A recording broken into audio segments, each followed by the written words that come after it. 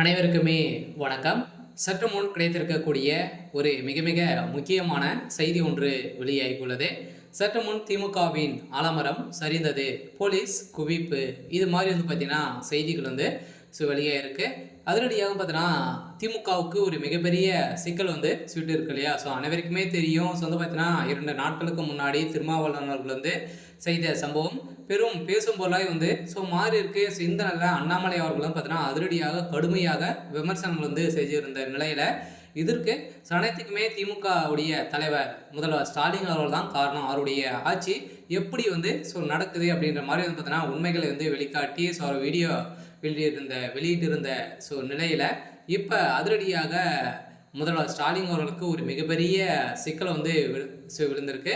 இதை பற்றி இந்த வீடியோவில் நம்ம முழுமையாக பார்க்கலாம். அதுக்கு முன்னாடி நம்ம சேனலுக்கு இப்போ தான் நீங்கள் முதல் முறையாக வந்திருக்கீங்க அப்படின்னா மறக்காமல் நம்மளுடைய சேனலை சப்ஸ்கிரைப் பண்ணி சப்போர்ட் பண்ணுங்கள்.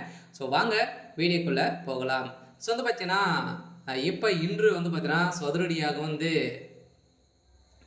கரூர் வழக்கின் அடிப்படையில் செந்தில் பாலாஜி அவர்கள் செய்த சம்பவத்தின் அடிப்படையில் இன்று விசாரணை வரப்போது. இந்த விசாரணை அடிப்படையில் கரூர் வழக்கின் அடிப்படையில் பார்த்தீங்கன்னா விஜய் அவர்களுக்கு நிறைய விதமான தனிப்பட்ட கேள்விகள்லாம் கேட்டிருந்த நிலையில் இந்த கூட்ட நெரிசலின் காரணமாக பார்த்தீங்கன்னா 41 உயிர்கள் பறிபோன நிலையில் இதற்கு விஜய் அவர்கள் தான் காரணம் அப்படின்ற மாதிரி திமுக சாட்டியிருந்த நிலையில் இதற்கு அனைத்துக்குமே அரசு தான் பொறுப்பேற்க வேண்டும். அரசு கரெக்டாக இருந்திருந்தாலே பார்த்தீங்கன்னா இந்த அசம்பாவிதம் நடந்திருக்காது அப்படின்ற மாதிரி இன்று நீதிமன்றம் பார்த்தீங்கன்னா தீர்ப்பு வழங்கியிருக்காங்க. இந்த தீர்ப்பின் அடிப்படையில் அதிரடியாக பார்த்தீங்கன்னா நம்ம எதிர்பார்த்த மாதிரி செந்தில் பாலாஜி அவர்கள் பார்த்தீங்கன்னா கரூரில் ஒரு சில பேரெல்லாம் குளிப்படை இறக்கி தான் இது மாதிரி செஞ்சிருக்காரு அப்படின்ற மாதிரி இன்று ஆதாரம் நீதிமன்றத்தில்